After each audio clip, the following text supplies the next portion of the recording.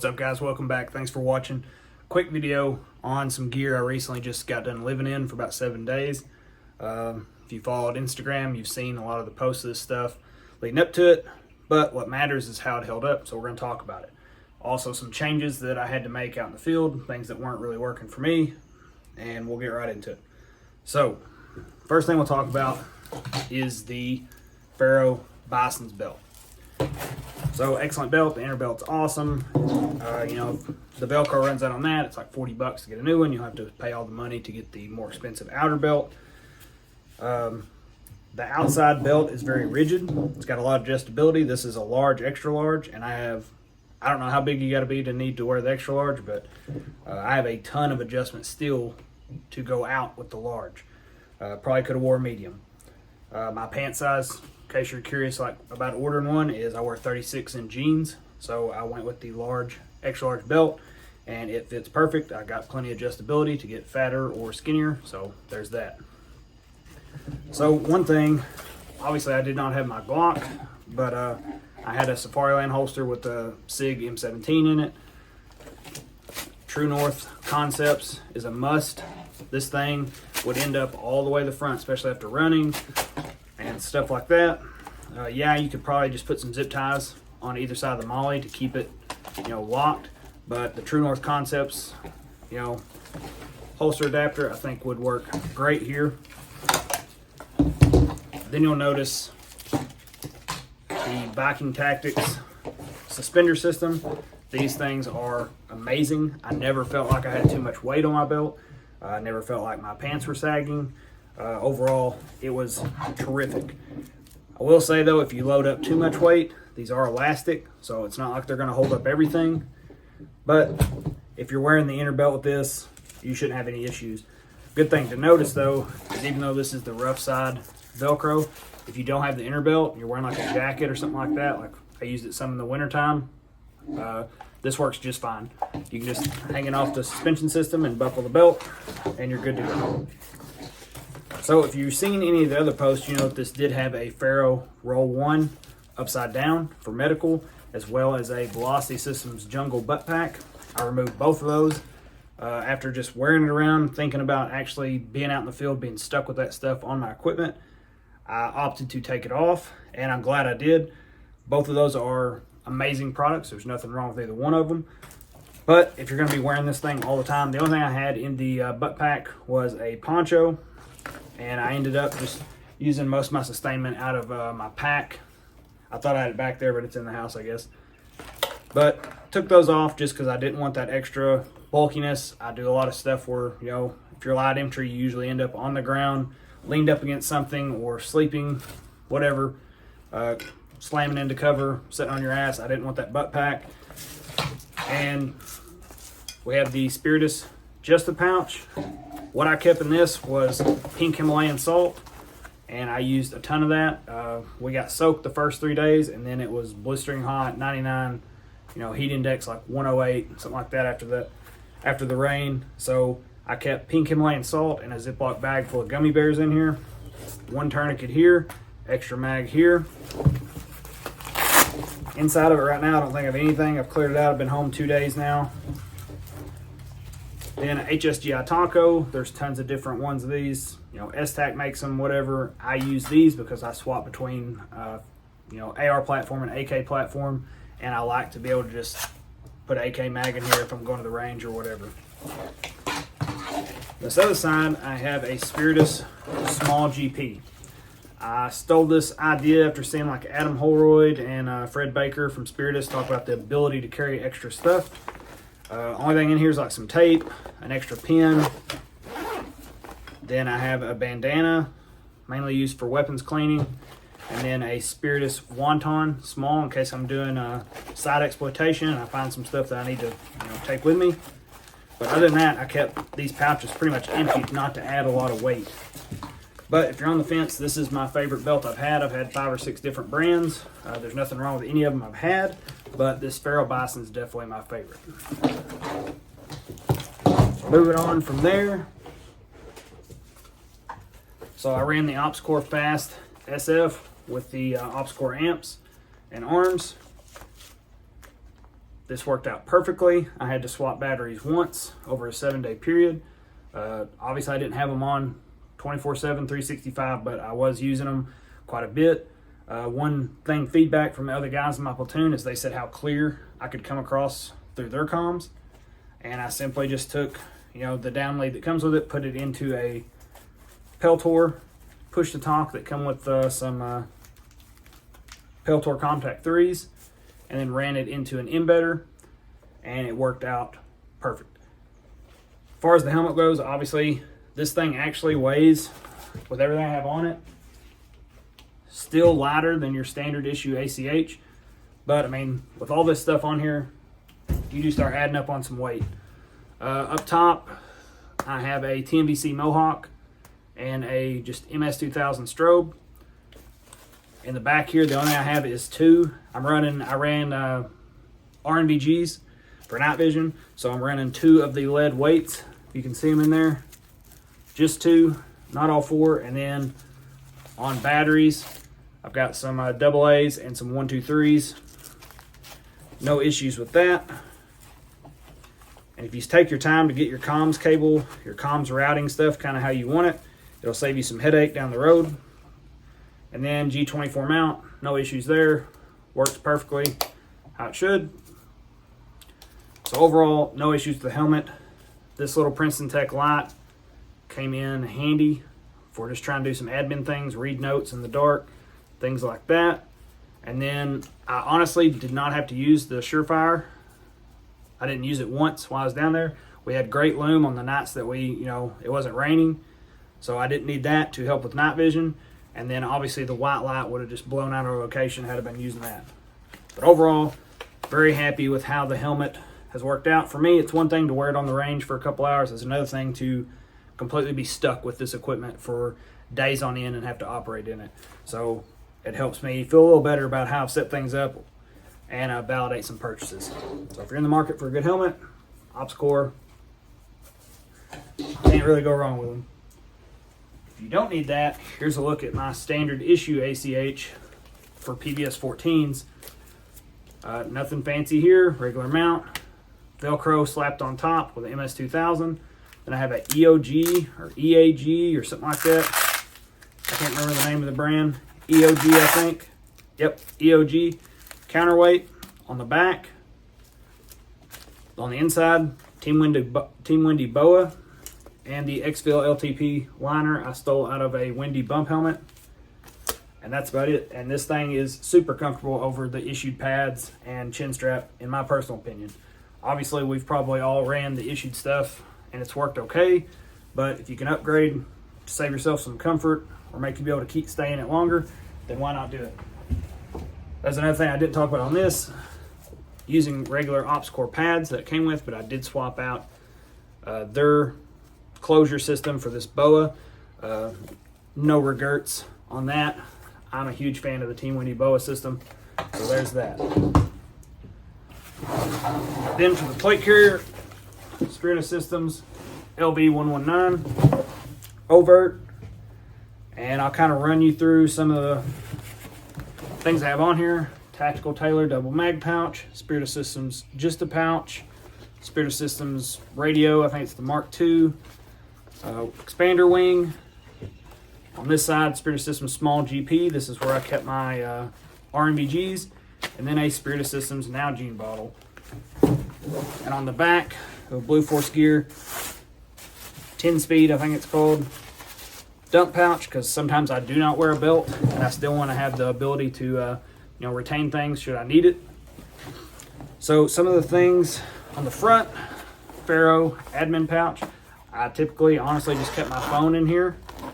But inside I have an extra notebook and then 4 sets of these Night Eye gear ties. Those things are critical for me for comms cables or anything that's pissing you off that you need to secure down. Those work great. There's the Peltor push to talk. It's just ran through the shoulder straps down the back. And you guys can jump on me if you want. There's a million better ways to do this, but I just have this routed through here. And then when I need it, right here is my radio pouch, and my down lead goes right there. It never got in my way. It never got hung up on anything. So far so good on that. One thing I did notice very quickly within probably about 2 to 3 hours is this Spiritus radio pouch. There's a better look at it. It works great. However, at no fault to the pouch, I did not route it properly through this Swift clip. So I noticed some sag. If you've used an embedder, the radio on the bottom is very much a square with somewhat sharp edges, and it started to dig into me. After I realized what the problem was, I routed it the proper way, and no issues after that. You can also route your tubes through there. I'm a huge fan of the tubes cummerbund over any kind of other, just because of how fast they are to get off. I also like the ability to have molly, so I can put whatever I need to on there or take whatever off.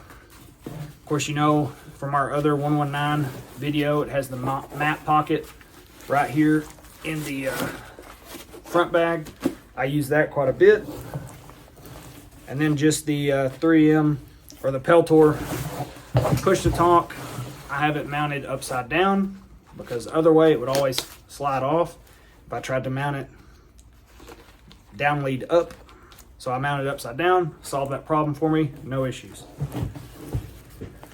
Then on front, so we have the Spiritus Mark V back here, placard with Spiritus 556 inserts, first spear bungee retainers, and then the Spiritus Systems CCS pouch on the sides of the Mark V. I've put 2 HSGI tacos, just regular Gerber on this side, flashlight on the other side, and then I have my Tor Serpent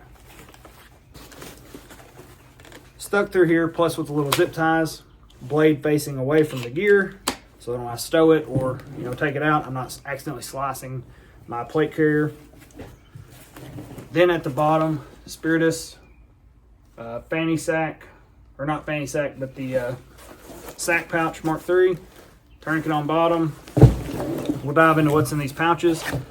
So right here in the front pocket of this, 2 different color BS17 panels, emergency blanket, hypothermia blanket, whatever you want to call it. In the main compartment, gauze or ace wrap, 2 chest seals, shears, tape,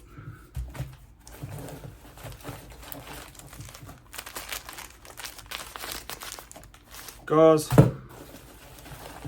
2 sets of gloves. Something I rarely see guys put into their medical kits is latex gloves or something like that. If you've got it, I don't want it probably, so carry some gloves. And then one thing nobody ever has is just a simple boo-boo kit. The only thing in here is Neosporin and different size band-aids, because it's one thing if you cut your finger or whatever, and the only thing you have on you is tourniquets and all this, medical gear for really bad scenarios, but you have no band-aid and a whole platoon full of dudes. So little Ziploc bag, some band-aids, Neosporin, something like that. It'll go a long ways for you. Then in the CCS pouch is full of nerdy stuff, but that's also important. Putting all this shit back in here as I talk to you.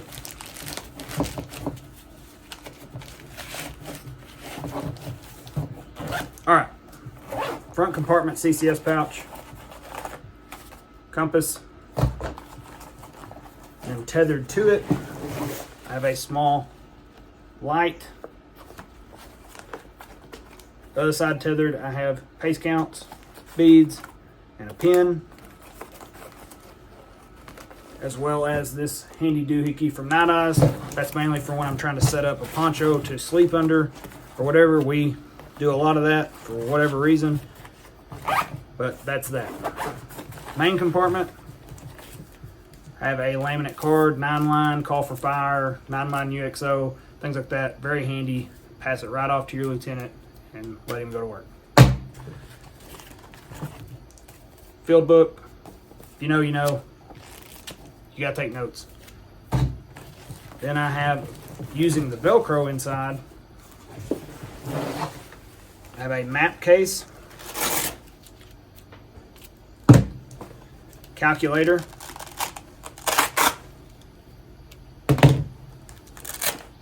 highlighter, Sharpie, and map markers right there. Missing one of them because my LT stole it. And that's it. And then inside I have some small little bungee cord for whatever. You never know when you're going to need it. That's basically it. So this gives me, the way I had it, 3 mags right here in the placard, 2 in this pouch, so we're at 5, 6 right here in the just the pouch, plus 1 in the gun. So just with this, I have a combat load 210 rounds. Add in the belt, and I have a 2 more mags, so total of 9 mags on my person. Not too bad. If you're looking at more of a heavier, more sustainment oriented piece. Not running any Molly back panel because I typically would always have a pack on. Not to say that you couldn't run a pack with a Molly back panel with your pouches on there, but I didn't opt to do so. Overall, everything held up really good. I will say be mindful of where you put your zippers. And if you curious what I mean, like if you stow your zippers all the way in the back, when they're back here on your side, it's kind of a pain in the ass to get to. So make sure you're mindful when you're leaving out, or every time you zip your zippers back up, if they're in hard to reach places like here on the side, that you have them angled forward so you can get to them whichever way suits you best. These Spiritus small GPs will fit dual tube. MVGs, no problem, so they're definitely going to fit an issued PVS 14. Inside the front pocket of that, I have a rape whistle. This is part of a pace plan for contingencies or emergency for shift or lift fire, things like that. Extra battery, and then of course the good old Spiritus flag. And that's about it. Everything worked really good. The only minor things I took off was I ditched both of these that were on the belt, and I had the extended M17 mags in there. Every time I would like shift to take a knee a different way or something like that, those would dig right into my stomach. I'm obviously not the slimmest guy, but I'm also not at the point where I should have to be worrying about that. But it was very uncomfortable, so swapped those out, took them off. So maybe if that's your thing, you might have to run pistol mags in the side right here where I have a flashlight and a Gerber. But overall, everything worked perfect. There's no better way in my mind than to have to live in it and be stuck in it without the option to go back to the truck or go home after an hour or whatever. Literally had to live in it outside in the field for 7 days, do lanes in it, all that good stuff. Worked out fine. I know we push a ton of Spiritus stuff on this channel. There's a reason for that. They literally make almost everything you could think of. And some of those small niche things that you're like, fuck, I wish somebody made that. Spiritus usually makes it. They don't make belts, or at least not battle belts, things like that. They don't give us shit for free. If our channel tanked tomorrow, they could give a fuck less. They're just all around really good dudes. They make really good products, and they're actually willing to listen and talk to you about feedback or anything like that. So if you're in the market for a really good plate carrier, 119, almost everything on here is Spiritus, and it worked perfect. The only thing on here that's not Spiritus really is the Ferro admin pouch and this tactical Taylor double mag pouch. No complaints. Like I said, the one thing that was really giving me a pain was this radio pouch, and that was because I didn't have it hooked in the way it was meant to be, and I figured that out after a few hours, fixed it, no more issues. I will say, if you're going to run embedder and you have to like change batteries and like that, once you have it in here, it's a lot easier just to undo the antenna or something like that, so that you can slide it over and take it out and change out your batteries versus trying to like have to like lift this bungee over your antenna. Or if you don't want to mess, if you're by yourself and you know how big of a pain in the ass putting these back on at a weird angle by yourself is, it's just easier for me to take the antenna off, remove the radio, swap the battery, put it back in, install the antenna again. But that's what I carried for 7 days. Belt worked out great. Took a few things off. Don't regret that. Suspenders, I'm going to say if you're going to run a belt that's kind of heavy, suspenders are a must in my opinion. And then a couple tips on your issued ACH, or if you're running something aftermarket, if your unit allows, this Ops Core Fast SF, pretty hard to beat in my opinion. But overall, all this Spiritus stuff held up great. Like I said, my only complaint is I wish they had some kind of Velcro on the front of this pouch. Not that it was designed to be for medical. I did Velcro my own patch on there, but after about 2 days of rain, it decided to unass itself, and it now belongs to the woods. But overall, great kit, great system, held up really good. So if you're looking for ideas, that's how I have it set up. I think we took some pictures, put them on Instagram. I don't know, mine's been messed up, so I haven't been able to get on there. But overall, good kit. If you're looking for all your fucking tactical bullshit needs, hit up Spiritus. You can tell them we sent you. Probably not gonna help you out, but they're good dudes. They make good stuff, and we're gonna keep buying it. And we wouldn't tell you that it was good if it wasn't, because we get nothing in return for it. They do give us a small discount. You guys already knew that, but it is definitely not for free. So thanks for watching. I'm going to shut up because I'm sweating like a priest at a Little League game. We'll see you on the next one. Good copy. Go get them, boys. I hope you kick them right in the dick.